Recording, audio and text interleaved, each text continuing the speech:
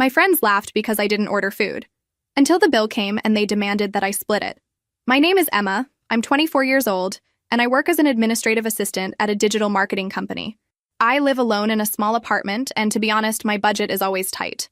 But I had a group of friends from work, Sarah, Jessica, and Amanda, who always included me in their outings, and I really valued that friendship.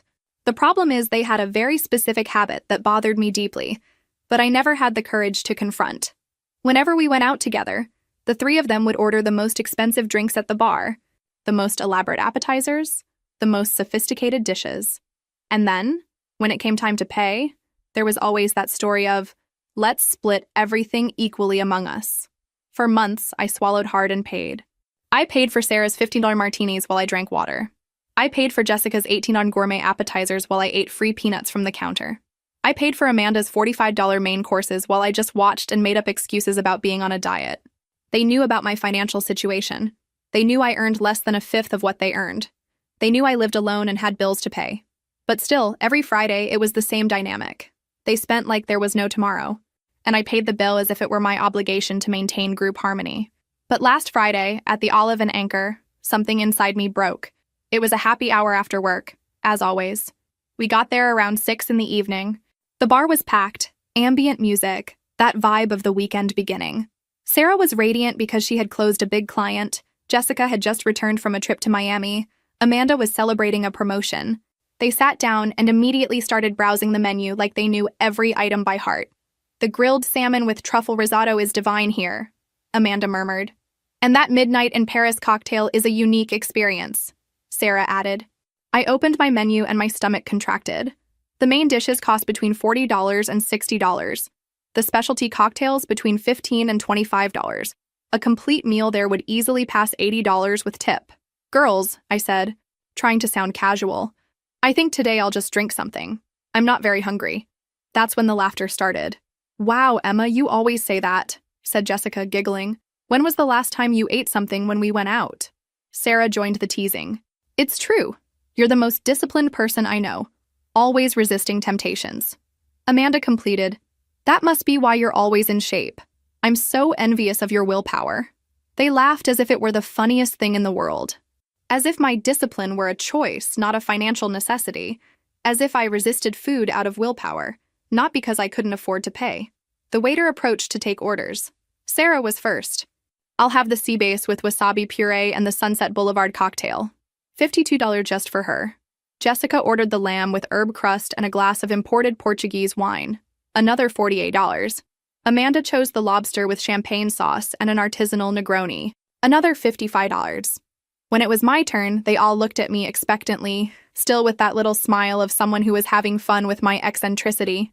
"Just sparkling water," I said, closing the menu. The silence was instant and embarrassing. The waiter seemed confused. "Are you sure? Not even an appetizer? Maybe some nachos?" "I'm sure, thank you." That's when the real jokes started. "Guys, Emma is taking this diet very seriously," said Sarah, feigning concern. "Could she be overdoing it?" "Yeah, honey," Jessica agreed. "You can eat something small. It won't hurt." Amanda was more direct. "Or could it be a money issue? Because if it is, we can—" "No," I interrupted too quickly, feeling my cheeks burn. "It's not that. I'm just not hungry." They exchanged looks that I couldn't interpret at the time. Now I know they were looks from people who were planning something. Throughout the entire meal, they made sure to highlight how delicious the food was. "Emma, are you sure you don't want to try? This sea bass is divine. Wow, this lamb is perfectly cooked. You're missing out. This champagne sauce is a unique experience." Each comment was a disguised jab. Each compliment about the food was a way to remind me of what I was missing by my own choice. They were having fun with my situation, and I was finally starting to realize it. When they finished eating, Sarah ordered dessert. "The Belgian chocolate cake with vanilla ice cream is unmissable," she said, already waving to the waiter. Jessica and Amanda immediately agreed. Another $15 each. I drank my sparkling water and forced smiles while they savored their expensive desserts. I calculated mentally. Each of them had already spent more than $70. I had spent $3. That's when the bill arrived. Sarah grabbed the check, looked quickly, and announced naturally, $218. Should we split it 4 ways? That's $54.50 each. My heart stopped. $54.50. For my $3 sparkling water. Wait, I said, my voice coming out louder than intended. I only had water. It doesn't make sense for me to pay $50. The mood at the table changed instantly. The giggles stopped. The smiles disappeared. Jessica was the first to speak. Emma, we always split the bill equally. It's easier that way. But I didn't eat anything, I protested. You knew I was only going to drink water. Sarah sighed, as if I was being difficult. It's a matter of practicality.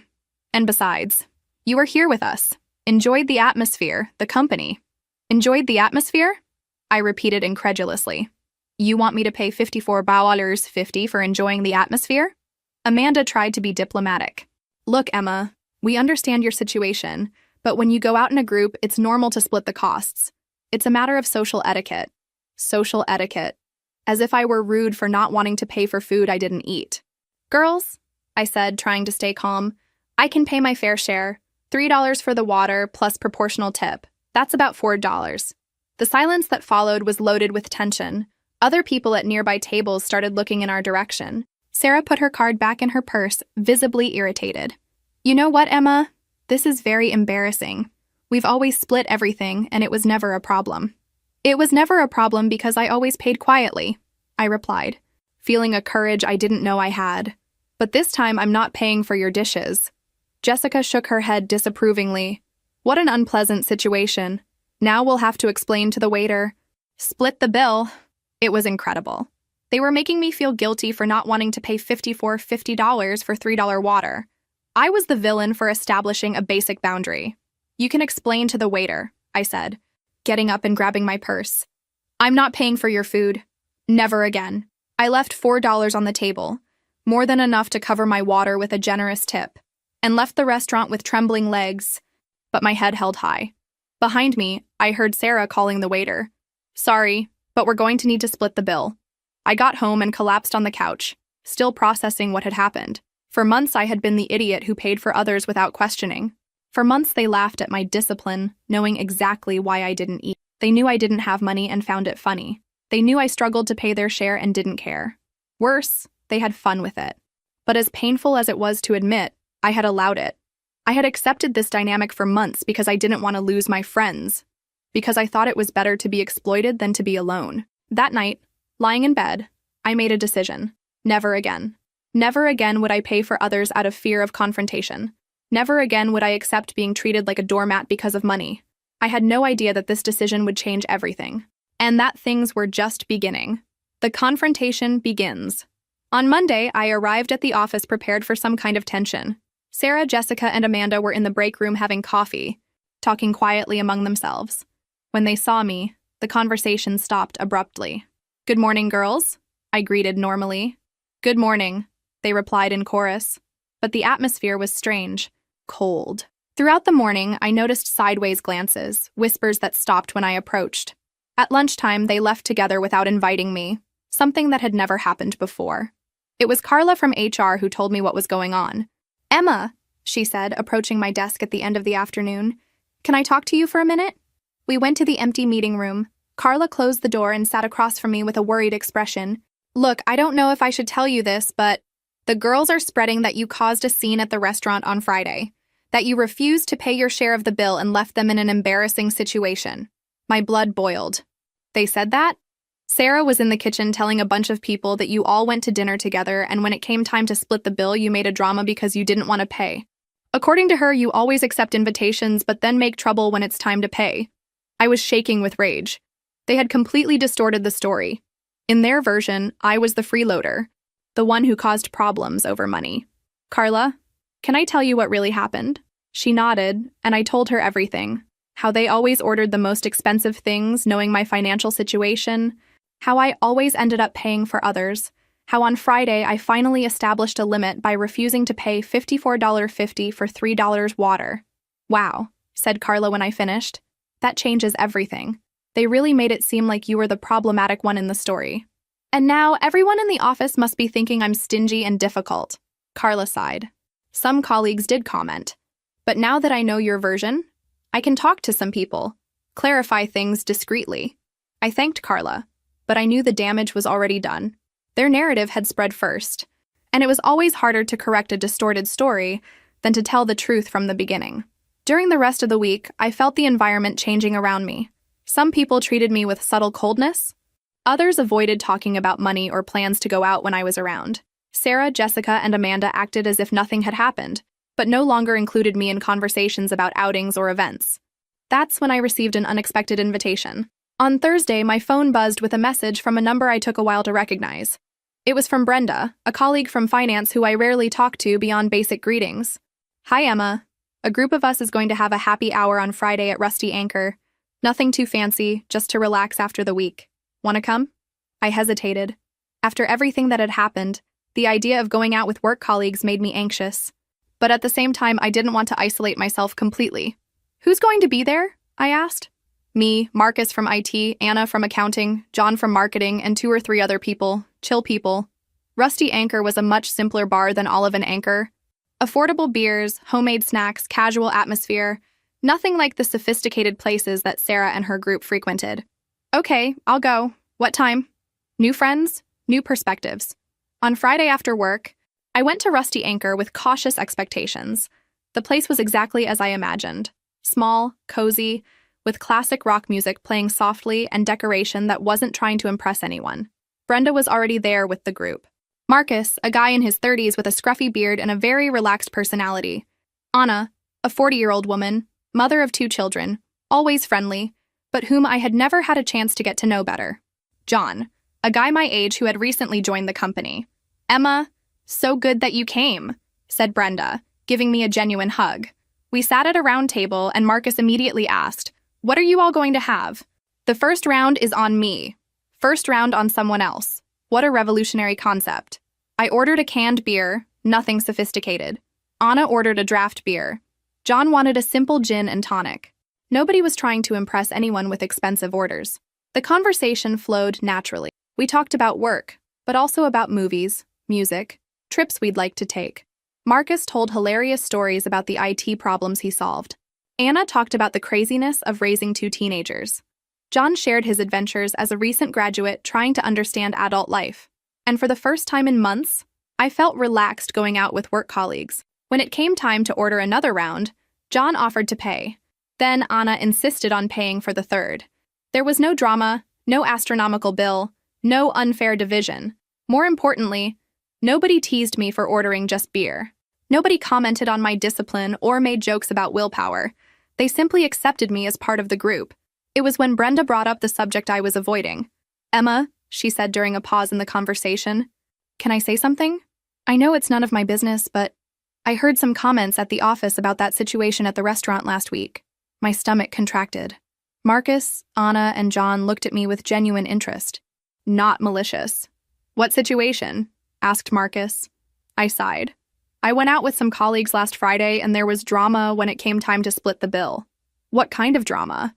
Anna wanted to know. I hesitated, but something about their welcoming manner encouraged me to tell the truth. I related the whole story.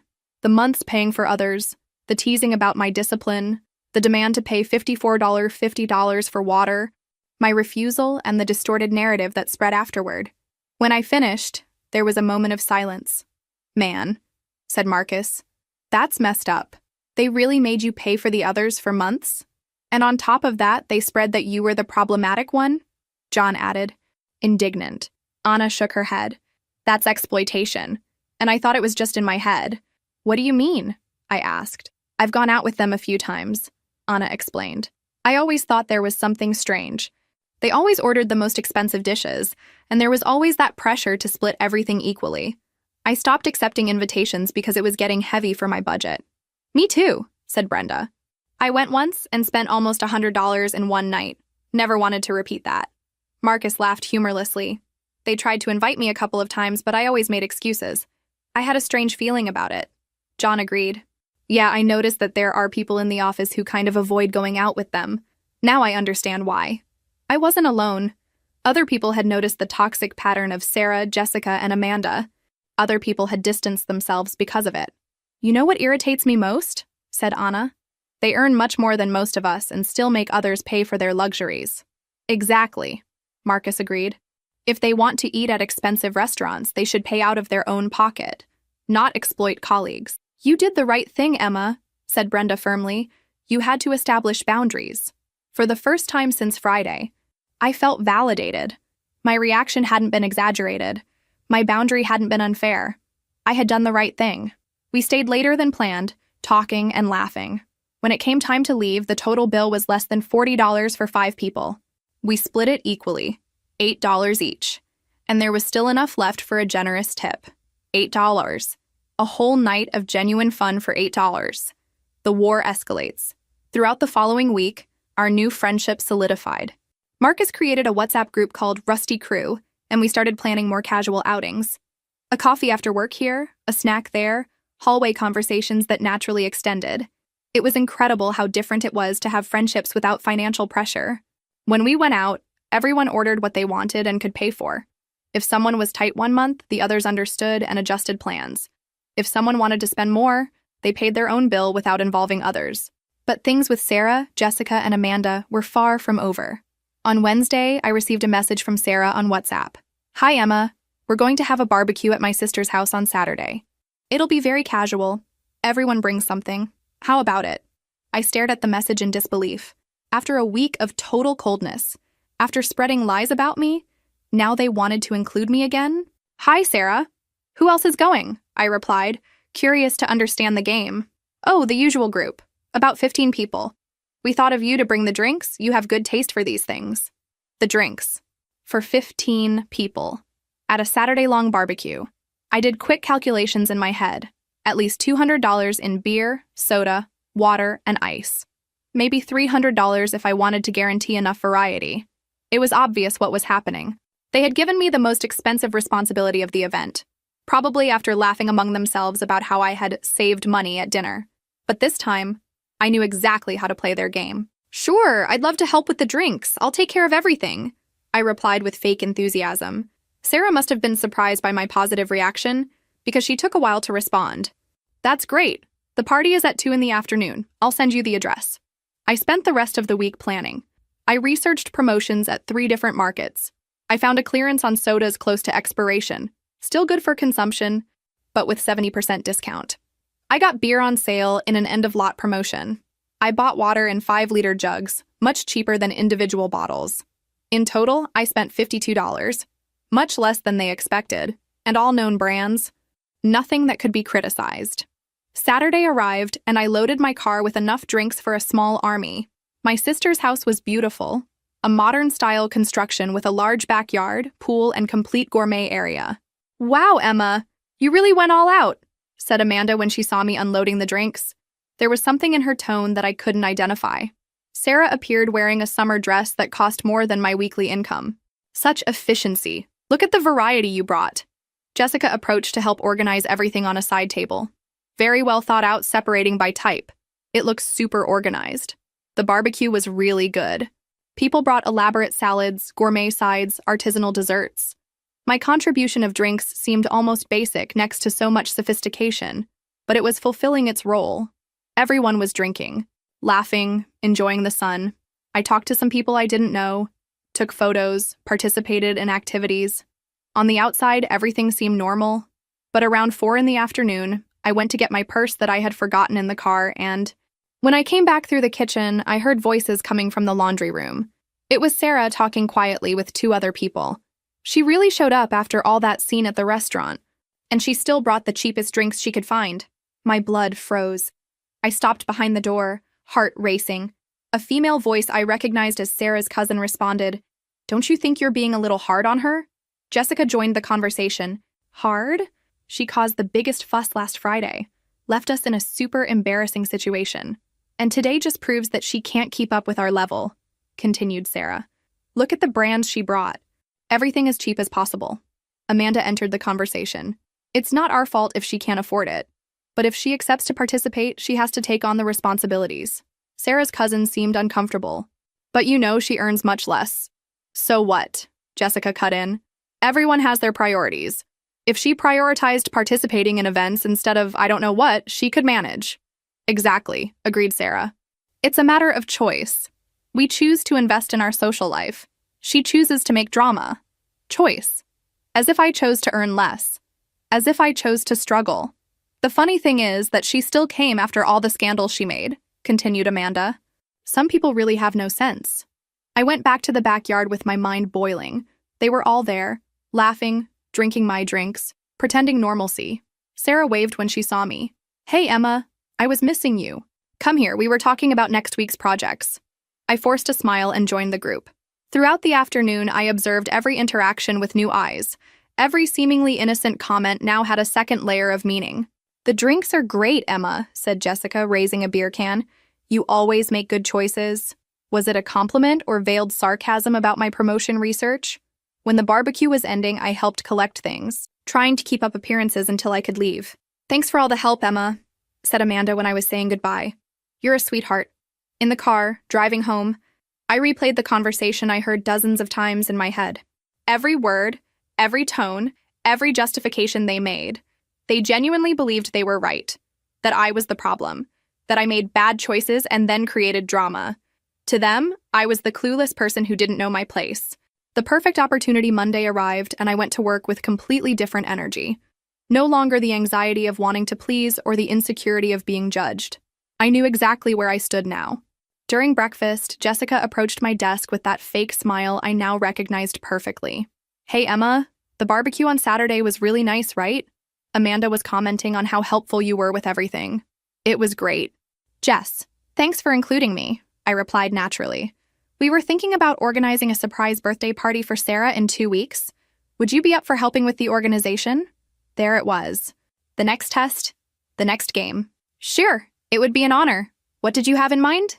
Jessica smiled with that expression I now knew was predatory. We were thinking about Azure, that new sophisticated restaurant downtown. Reservation for 12 people. You could be responsible for the decoration and cake? Azure. I knew it by name.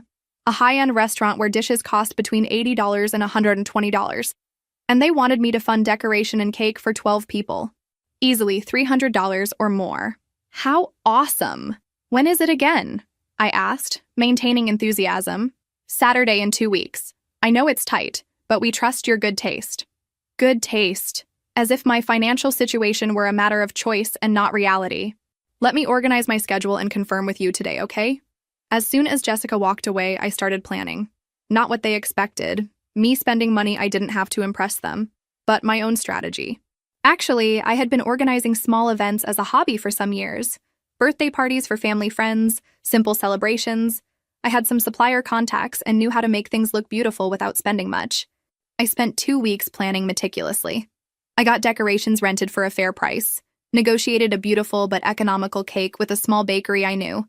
Total, $240. Expensive for me, but doable if I put it on the credit card. And more importantly, I had a plan they would never expect. Jessica, I called when I saw her in the hallway. I confirmed. I can take care of the decoration and cake. She seemed genuinely surprised. Really? That's incredible. Sarah is going to be emotional. I have some ideas that will make everything beautiful, I replied. And I really did. During the 2 weeks, I pretended to be super excited. I sent messages in the group asking about Sarah's preferences, talking about the surprises I was preparing, showing myself completely involved. Sarah was radiant. Girls, I can't even sleep from anxiety. It's going to be the most special birthday of my life. Amanda agreed. For sure. Our organizer is killing it. Our organizer. As if I were their employee. On Friday, I finalized all preparations. The decoration was really beautiful. Gold and pink tones, elegant centerpieces, metallic balloons. The cake was a work of art. 2 tiers, chocolate frosting, sugar flowers. Saturday morning, I arrived at Azure 2 hours early to set everything up. The restaurant was even more impressive inside than in the photos. Crystal chandeliers, noble wood furniture, panoramic city view. The manager helped me organize the reserved table. It looks spectacular, he said when we finished.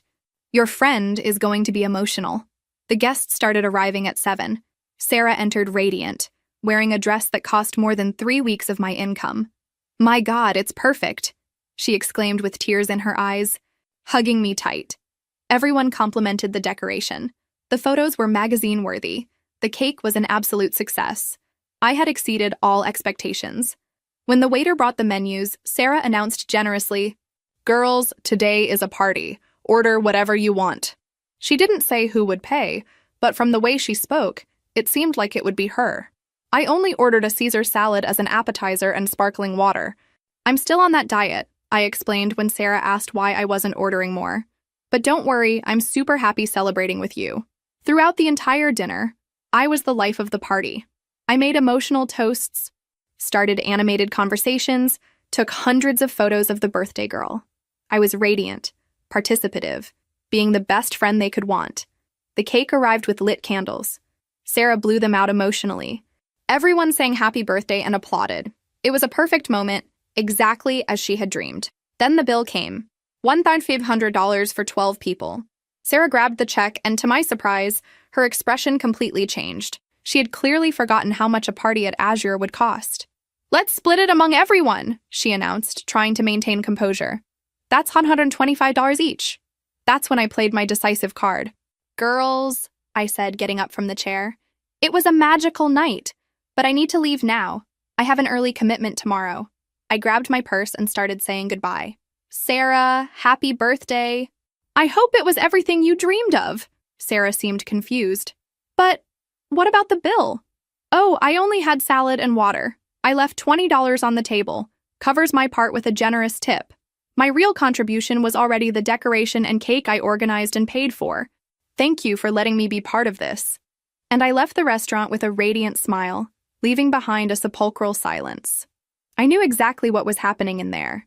They had planned to make me pay more than $100 for a dinner I barely touched, after I had already spent $240 organizing the entire party.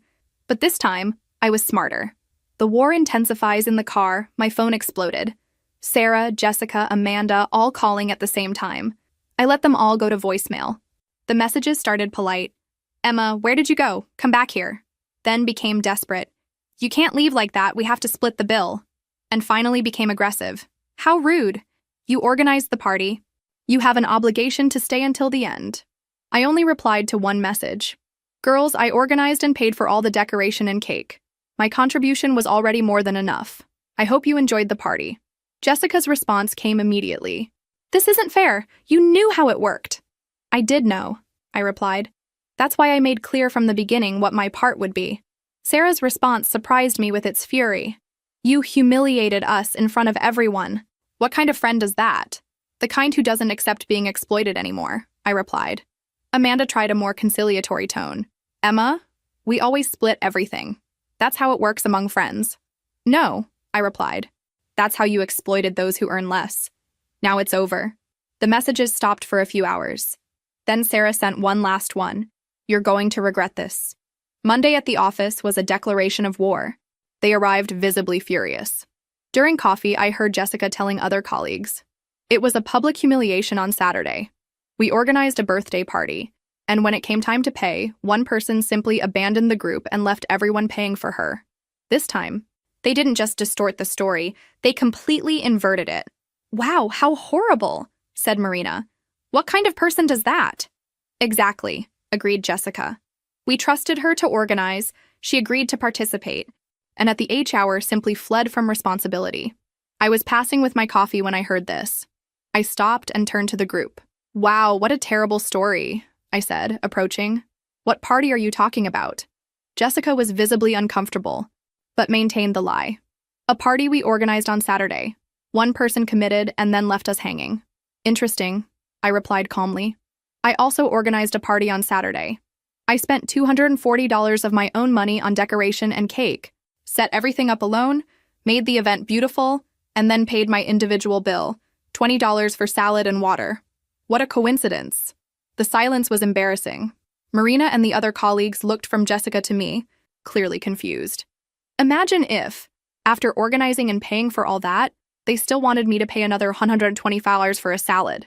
I continued laughing, as if the absurdity were obvious. It would be like I was obligated to pay for others' food just because I organized the event. How crazy, right? Marina nodded. "Wow, that would be unfair. If you already organized everything..." Jessica tried to defend herself. "But when you participate in a group, there's an implicit agreement." "Implicit agreement?" I repeated. "Like, if I organize a party and pay for decoration, I'm obligated to pay for others' food too? What kind of agreement is that?" The other colleagues seemed increasingly on my side. Jessica realized she was losing and walked away, irritated. But that was just the beginning. Throughout that week, Sarah, Jessica, and Amanda intensified the campaign against me. They spread increasingly distorted versions of the story. According to them, I was a freeloader, irresponsible, someone who accepted responsibilities and then ran from them. Emma has always been weird about money. I heard Amanda commenting in the break room. She accepts invitations but then makes a fuss when it's time to pay. It's a behavioral pattern, agreed Sarah. We tried to include her out of pity, but it got to a point where it wasn't possible anymore. Out of pity. As if they were charitable, including me in their groups. Some people in the office started treating me coldly. Others avoided talking about money when I was around. The environment became heavy, but I wasn't alone. Marcus, Brenda, Anna, and John, my new group of friends, were indignant when they learned about the new version of the story. "They're spreading that you organized a party and then refused to pay?" asked Marcus, incredulous. "When you had already paid for the organization?" "It's impressively dishonest," said Brenda, distorting facts like that. Anna shook her head. They really think they can rewrite reality.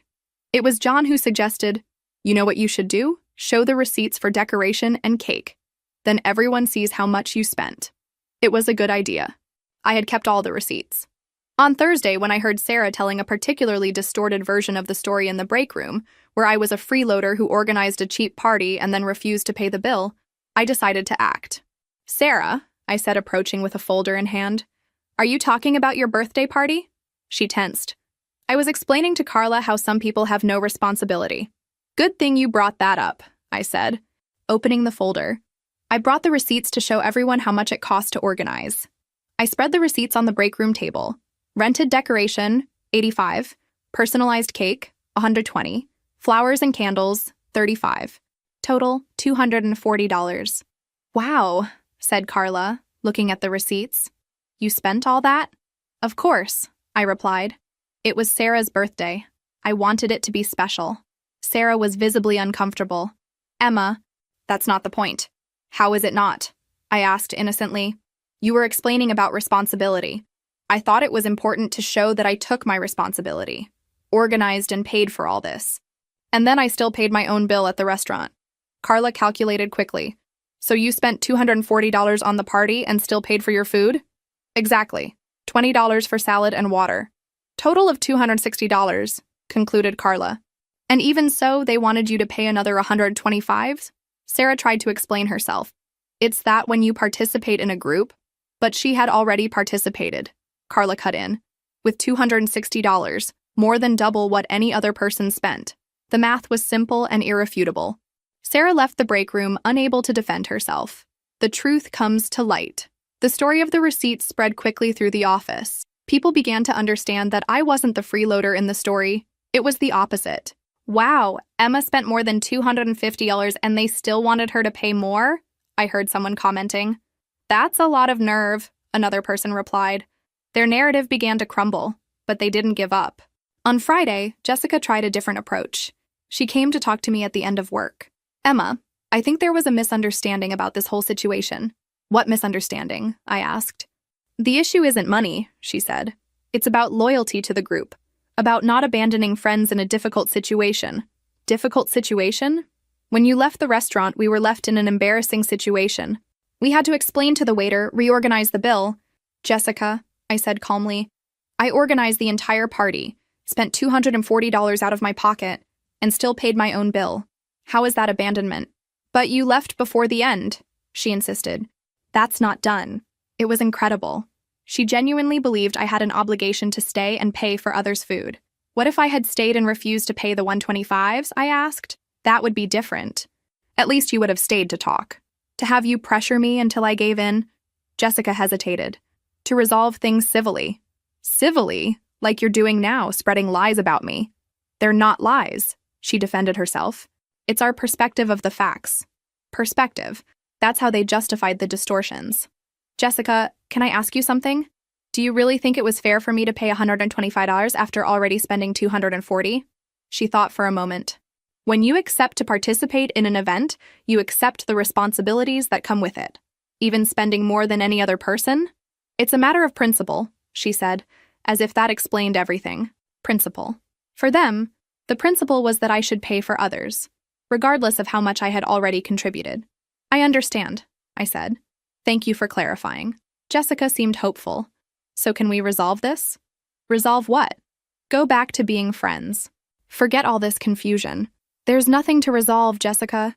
You made clear you think it's normal to exploit me financially. I made clear I don't accept that anymore. It's not exploitation, she protested. It's how groups of friends work. No, I replied. It's how you think they should work. She sighed, frustrated. You're being very difficult. I'm being fair to myself. Jessica walked away, clearly irritated. Later, I heard her commenting to Amanda, Emma is impossible. She doesn't even want to talk about resolving things. For them, resolving meant me going back to accepting being exploited. The unexpected success. But while they continued trying to bring me down, something interesting was happening. Several people in the office had seen the photos of Sarah's birthday party on Instagram. The decoration had really been impressive. Emma, said Marina, approaching me on Monday, I saw the photos of the party you organized. It was beautiful. Thank you. Do you do this professionally? No.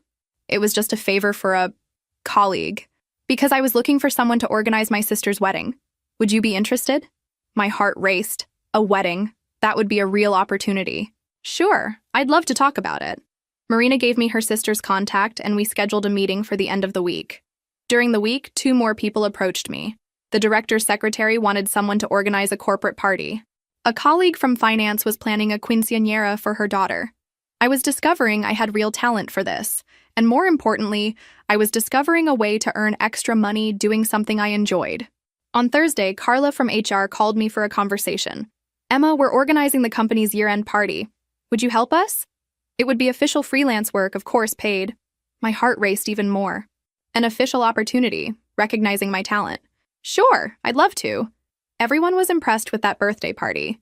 Even Sarah herself couldn't stop praising your work to management. Interesting. The Sarah who was furious with me was praising my work to the company. It's for 200 people, so it's a big project. We'll schedule a meeting to discuss details. 200 people. A project that could yield significant money and open doors to other jobs. Leaving the meeting, I passed by Sarah's desk.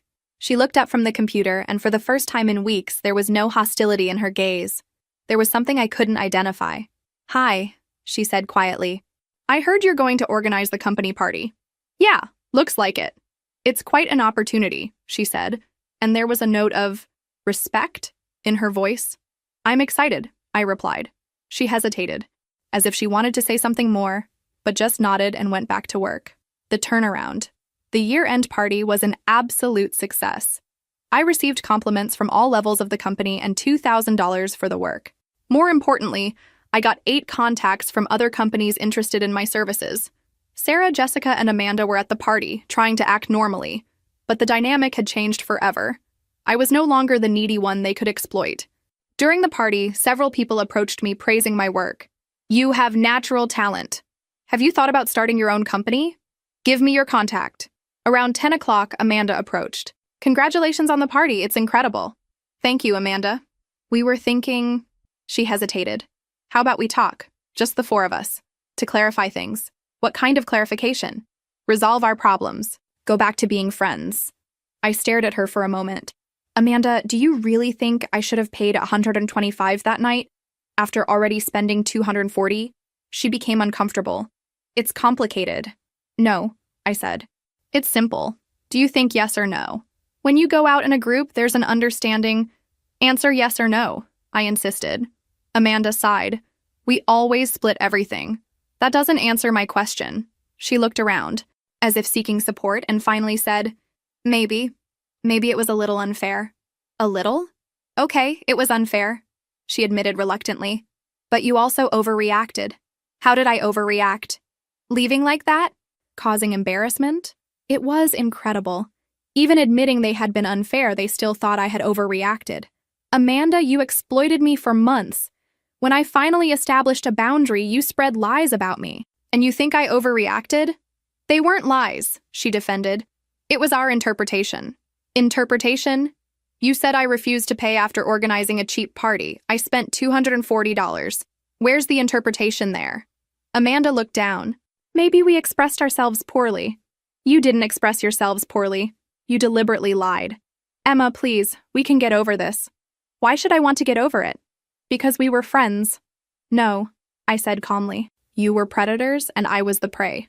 Now that I found my place, you want to go back to the old dynamic. It's not that. It's exactly that, Amanda. You're only approaching because you saw I don't need you anymore. Actually, I'm doing better without you. And it was true. My life had improved in every aspect since I distanced myself from them. Amanda tried once more. We can change. No, I replied. You can change? But that doesn't interest me anymore. I found people who truly respect me. She walked away, visibly frustrated. The new beginning 6 months later, I was in my own office. Luna Events. Inspired by Luna Cafe, where I sometimes met with my real friends to plan. My colleague's sister's wedding was an absolute success. The photos circulated on social media, generating a flood of clients. I had found my calling. Sarah, Jessica, and Amanda continued at the company. Our paths occasionally crossed in the hallways. The relationship was cordial, but distant. They greeted me politely, sometimes even complimented my work. But there was always an underlying tension. They never fully admitted they were wrong. In their view, there were misunderstandings and overreactions on both sides. They continued believing their way of splitting bills was normal and fair. A year later, I received a message from Amanda on LinkedIn. I saw your company is growing a lot. Congratulations. You always had talent for these things. I replied politely, Thank you, Amanda. I hope you're doing well too. But I didn't feel like resuming contact. Some bridges once burned don't need to be rebuilt. During a meeting with a new client, she commented, You seem very confident for someone so young. I smiled, remembering how it all started. I learned that establishing boundaries is the foundation of any healthy relationship, personal or professional. And how did you learn that? Through a restaurant bill I refused to pay unfairly. She laughed, thinking I was joking. But it was true. That night at Olive and Anchor had completely changed my life. Today, when I go out with my real friends, people who respect me regardless of my budget, we sometimes tell this story and laugh. Marcus always says, You turn their meanness into your financial independence. And he's right. They thought they were humiliating me, putting me in my place. Actually, they forced me to discover my true worth.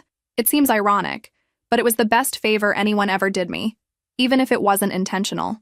Establishing boundaries, even when uncomfortable, is essential to maintain self-esteem and find genuine relationships. And sometimes, the people who try to diminish us end up being the catalyst for our greatest transformation. Today I know, my worth isn't measured by what I can pay, but by what I no longer accept tolerating, and that's priceless.